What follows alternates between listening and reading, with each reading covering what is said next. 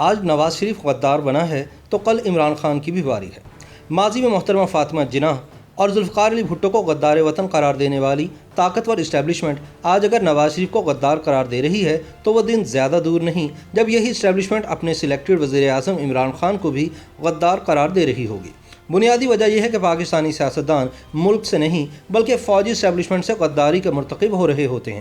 لہٰذا انہیں عوام کی نظروں میں گرانے کے لیے غدار وطن قرار دے دیا جاتا ہے۔ یہی وجہ ہے کہ پاکستانی سیاست میں کل کے غدار آج کے محب وطن اور آج کے محب وطن کل کے غدار ہوتے ہیں۔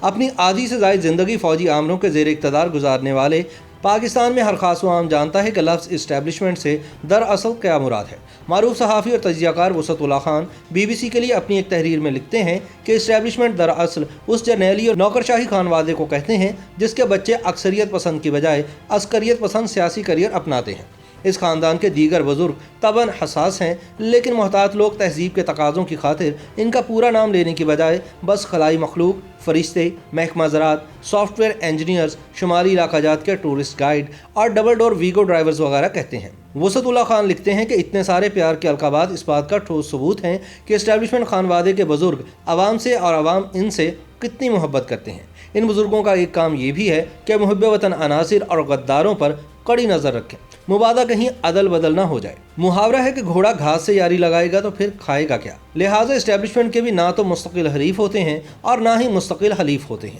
اسٹیبلشمنٹ کی دوستی یا دشمنی کا معیار بس یہ ہے کہ جب آپ کو ایک طے شدہ نظریہ پاکستان دے دیا گیا ہے تو پھر اپنا علیحدہ نظریہ پاکستان گھڑنے کی کیا ضرورت ہے۔ دیگر ریاستوں کے برعکس پاکستان میں غداری کو ایک ایسا غیر مستقل ذاتی عیب تصور کیا جاتا ہے جس کا دیگر امور مملکت سے کوئی لینا دینا نہیں، بالکل ایسے جیسے سفید لباس پر اگر گندگی کے چھینٹے پڑ جائیں تو آپ اسے پھینکتے تھوڑی ہیں بلکہ دھو دھلا کر پھر سے پہن سکتے ہیں۔ اس بابت اسٹیبلشمنٹ کی فراخ دلی کی اس سے زیادہ روشن مثالیں کیا ہوں گی کہ حسین شہید سہروردی نے مشرقی بنگال کو متحدہ پاکستان کا حصہ بنانے میں اہم کردار ادا کیا، پھر وہ پاکستان کے وزیر اعظم بنے اور پھر غدار قرار پائے اور مرے تو ایک عظیم پاکستانی کے کفن میں دفنائے گئے۔ بانی پاکستان کی ہمشیرہ محترمہ فاطمہ جناح ایوب خان کی صدارتی حریف بننے کے سبب انڈین ایجنٹ قرار پائے، لیکن مرتے وقت مادر ملت کا خطاب بھی ان کی قبر کے خطبے پر لکھا گیا اور صدر ایوب کی جانب سے ان کی مرکت پر پھول بھی چڑھائے گئے۔ GM سید کئی بار محب وطن اور اس سے کہیں زیادہ مرتبہ غدار قرار دیے گئے۔ بھلا ایسا غدار کہاں ملے گا جسے ملک کا جرنیلی صدر ضیاء الحق اس کی خدمات کے عوض گلدستہ بھی پیش کرے۔ خان عبدالغفار خان پختونوں کی نظر میں عظیم کامپریس اور ہماری اسٹیبلشمنٹ کے ڈائریکٹری میں غدار رہے۔ جب ان کا انتقال ہوا تو نظریہ پاکستان کے علمبردار روزنامہ نوائے وقت نے اس غدار کی خدمات پر اسے خراج تحسین پیش کیا اور پشاور ایئرپورٹ کا نام بھی باچا خان ایئرپورٹ رکھا گیا۔ شیخ مجیب الرحمان تو بہت ہی عجیب غدار تھا، پہلے اسے انڈین ایجنٹ ثابت کیا گیا، پھر اس انڈین ایجنٹ کو انتخابات میں حصہ لینے کی اجازت دی گئی۔ جب فیصلہ کن اکثریت کی بنیاد پر اس نے انتقال اقتدار ورنہ علیحدگی کا نعرہ لگایا تو وہ پھر سے انڈین ایجنٹ ہو گیا اور پھر اس انڈین ایجنٹ کا ایک آزاد ملک کے وزیر اعظم کی حیثیت سے لاہور میں شاندار استقبال ہوا۔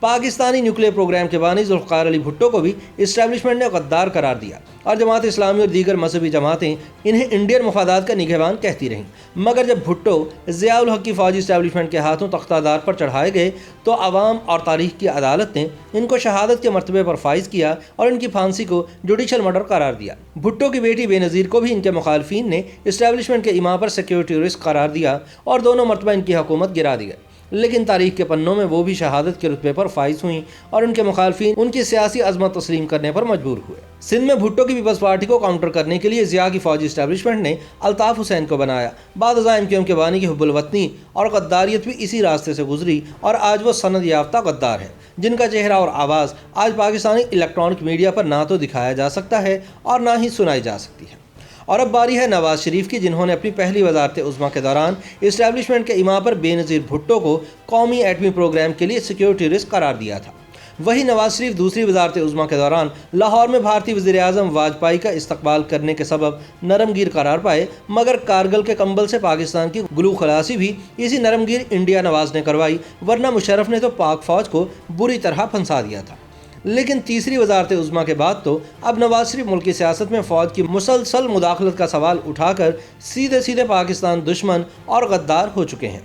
20 सितंबर की आल पार्टीज कॉन्फ्रेंस में नवाज शरीफ की पाकिस्तानी फौजी इस्टेब्लिशमेंट के खिलाफ धुआंधार तकरीर के बाद से वज़ीर आज़म इमरान खान और इनकी पूरी हुकूमती मशीनरी नवाज शरीफ को भारतीय एजेंट और गद्दार वतन साबित करने के लिए जोर लगा रही है। सब जानते हैं कि पाकिस्तान में किसी सियासतदान की साख पर हमला करना हो तो सबसे आसान नुस्खा ये है कि उसको भारत का एजेंट करार दे दिया जाए। ताहम दूसरी तरफ पाकिस्तानी आवाम भी इस नुस्खे से पूरी तरह वाकिफ़ हो चुके हैं और अच्छी तरह जानते हैं कि दूसरों को गद्दार वतन वही करार देते हैं जो दरअसल खुद गद्दार होते हैं। पाकिस्तानी आवाम को याद होगा कि जनरल मुशर्रफ अपने 8 साल दौरे इक़्तिदार में दोनों साबिक़ वज़ीर आज़म नवाज शरीफ और बेनज़ीर भुट्टो को गद्दार करार देते रहे, लेकिन फिर तारीख का पहिया घूमा और वही जनरल मुशर्रफ पाकिस्तान की सबसे बड़ी अदालत के हाथों आइन शिकनी के इल्ज़ाम में गद्दार वतन करार पाए। पाकिस्तान की 73 साल सियासी तारीख में सिविलियन वज़ीर आज़म को गद्दार वतन करार देने के ट्रेंड के पेश नज़र ख़दशा यही है कि आज के अजीम मुहिब वतन सिलेक्टेड वज़ीर आज़म इमरान खान भी मुस्तक़बिल करीब में इस्टेब्लिशमेंट के हाथों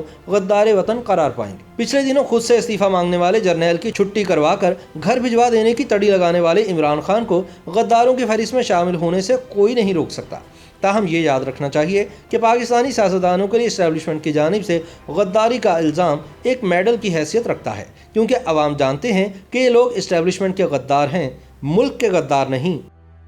YouTube पर गूगली न्यूज देखने के लिए youtube.com की सर्च बार में गूगली न्यूज टीवी टाइप करें। गूगली न्यूज के पेज पर सुर्ख रंग के सब्सक्रिप्शन वाले बटन पर क्लिक करना ना भूलिए। YouTube पेज पर अपलोड होने वाली वीडियोस से बाखबर रहने के लिए बेल आइकन पर क्लिक कीजिए। आपको हर नई वीडियो के बारे में नोटिफिकेशन मौसूल हो जाएगा।